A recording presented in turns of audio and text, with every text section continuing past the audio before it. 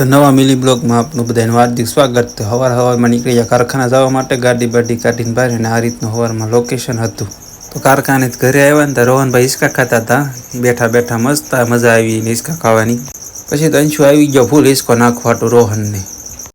પછી સાંજ પડે ઘરે આવી ગયા પાછા કારખાનેથી ને પછી અંશુભાઈ ભાળી ગયા હતા. આપણે દોડીને આવ્યા આપણી પાસેથી પિચકારી લઈ આવ્યા સીવી દુકાનેથી ને પપ્પા. તો પછી પિચકારી દેખાડી અંશુએ. ઘડીક પાણી આમ નાખ્યું, ઘડીક આમ નાખ્યું ને બાકી હતું પછી આપણી માથે નાખ્યું. અને પછી લઈ આવ્યો કલર આખી ડોલ પાણીની કરી હતી. જો કેવો મસ્ત કલકલ્યો દૂજા.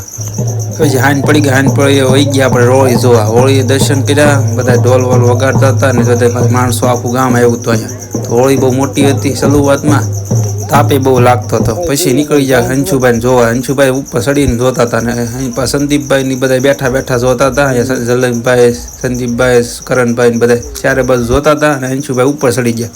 પછી તો ડીજે આવી ગયું. ડીજે વગાડતા વહી ગયા ઘરે. પછી દુઆ ગાવાનું ચાલુ કર્યું હોળીએ. તો હતું નહીં તે દુઆ ચાલુ કર્યા.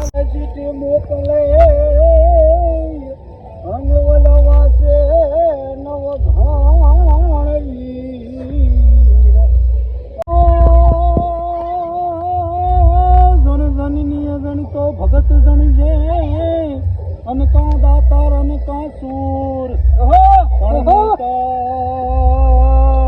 પણ નહીતર તું રેજે વાંધણી. અરે રે મત રે ગુમાવીશ તારાનું. તો અમારો મિની બ્લોગ સારો લાગ્યો હોય તો ફોલો કરતા જઈજો અને સબસ્ક્રાઈબ કરતા જઈજો.